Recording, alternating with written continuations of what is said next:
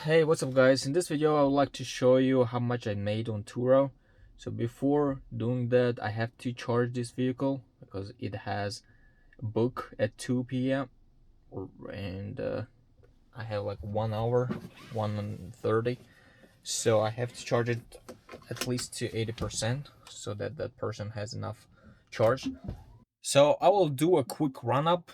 I used to rent out regular cars like Priuses, mostly Priuses. At the top, I had like 18 of them, and I used to rent them privately, like close to 2 years ago. And everything was fine in the beginning, but slowly, surely, as the government started tightening up the borders, the less people came from overseas, basically like a Russian-speaking community, and that's why the rental got cheaper because there was not a lot of demand in there.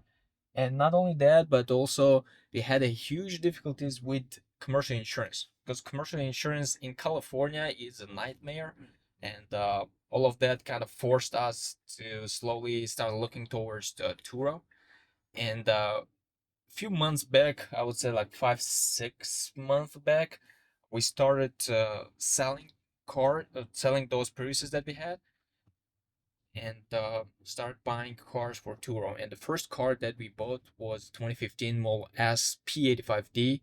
It had the problem with the rear drive unit, and we wanted to sell it, but after that we thought to leave it and fix the drive unit, which we did.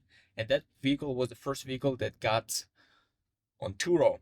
And after that, another model, 2015 Model S P85D, and after that we got Model X 2018 100D. After that, 2018 Model 3 with FSD, and the last one is this one, this beautiful Model Y 2020. And this is overall the fifth car that we have on Turo. We don't have any more Priuses on rental. We sold all of them and kind of converted here. We have a couple of loans for Model X and Model Y because we didn't have all of those Priuses that I said before. Because at the top we had 18, then slowly but surely they got in the accident. This one was broken. We sold it, stuff like that. So at the end we had around 8 of them, and we sold with the average price of 4,000 because they had a lot of miles on them. And we converted slowly but surely, and right now we have 5 cars on Turo. It was not like immediately, so as I said, the first month we had like 2015 Model S. The second one also we bought another 2015 Model S P85D with free supercharging, and after that Model X, stuff like that. So it was not right away, but overall we got into 5 cars during like 5 months, I would say. All right, guys, let's talk numbers.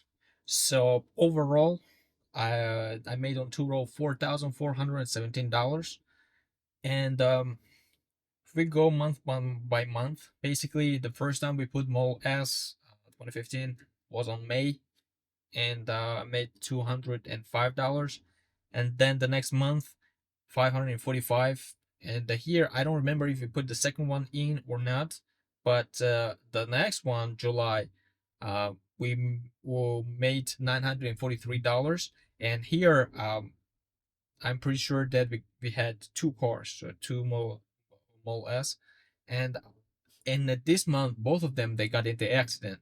And the first Model S was not online for close to a month, I believe, because the under shield for Model S was very hard to find, and at that time we're starting to find ways to buy it on eBay. We couldn't find it, and if even if we found it, it was not the right part, and it took us forever. Basically, at that time, I found out about EPC, Tesla EPC, where you can order parts, or at least you could go to Tesla's center, service center, and ask them to order that part for you, which was cheaper than finding it on eBay used one. And that's why the next month, August, I made less because one car was out of service, and second one also was out of service for a week or two, I believe. And September 365, I believe that here this month, September, we added Model X. And the next month, which is October, overall was the highest that we made, $1,403. And there here this month will be added a few reimbursements like for charging, stuff like that, which is not included here yet. And this was the highest month that we got paid. And the next month was November, which is right now. And so far we made $664. And on October there was a time that all our cars were rented out. And I believe on October we added the Model 3 and the Model Y as well. So here on this month is the highest because we had all five cars working for us. And November so far, today is November 11th, I believe. And we made so far 664. And if you click here, upcoming earnings, $858 with upcoming earnings. And there should be some reimbursements here, 213. But we don't usually count it. On the rare occasion when, for example, the gas smoked in the car, smoking is not allowed. That's why we charge them $150. And sometimes it happens that they hit the rims, and it costs also 150 that take from Turo. Didn't take it yet. That will be the first time because the last renter did a curb brush on this Model Y, and we're still waiting for their review and possibly paying us here. If I go down, we can see all the cars and numbers. So the first Model S 2015 that's talked about that we added, overall it made $2,041. It's just earnings, not including reimbursements or any damages. So overall earning total was 2,041. And the second one is $1,040. And the third one, which is Model X, $957. This one was a little, there was basically a mistake from our side, and that we didn't know about the updates that Turo gave. So basically, a month or 2 months ago, there was an update on Turo for monthly rents, and right away they gave like 65 to 75% off without host's approval, basically.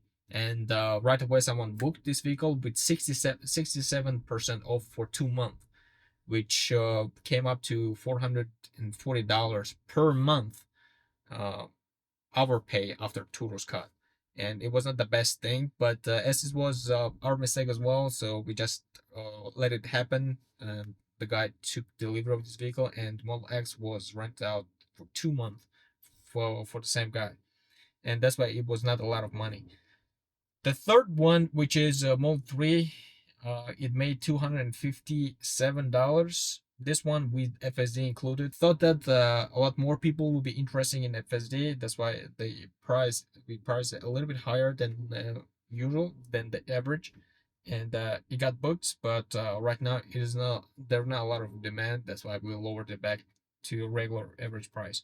And Model Y, the last one, which made so far $119. So this was from the first rent, and today will be the second renter that rents out this vehicle. And overall, the second guy who rents today, it will, I think, will get paid around 300 something for 10 days, I believe. And if we go to vehicle and claims, then here we can see Model Y claim is still pending for the curb brush.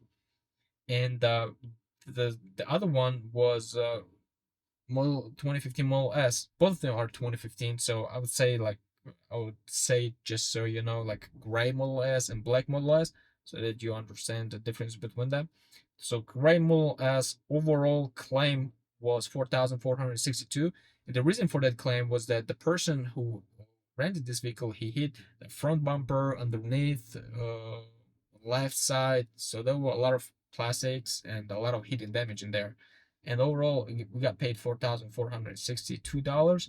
And I believe for the shop's fees and fixing stuff like that, I believe we spent most of it. But at least there will be $1,000 that was left to us. I cannot really tell you the exact number, but because we spend for the parts here and there and we waited for a long time. So I don't know real numbers, but at least $1,000 was left. And the second one, but the black Model S also was in the accident. It was a rear bumper accident. It wasn't a huge deal, but the rear bumper was cracked. It needed to be fixed, and there was hidden damage there as well. Overall, 2,900, close to 900. We got paid, and with all the fees and fixing stuff like that, I believe here we should have around 800 to 900 that we put in the pocket. If we take everything all together, I would say that with claims, I'd say 2,000. We got paid 2,000, more or less. And we go to overall earnings 4,400 plus 2,000, like 6,600 overall in the last 1, 2, 3, 4, 5, 6, 7. In the last 7 months, we got paid.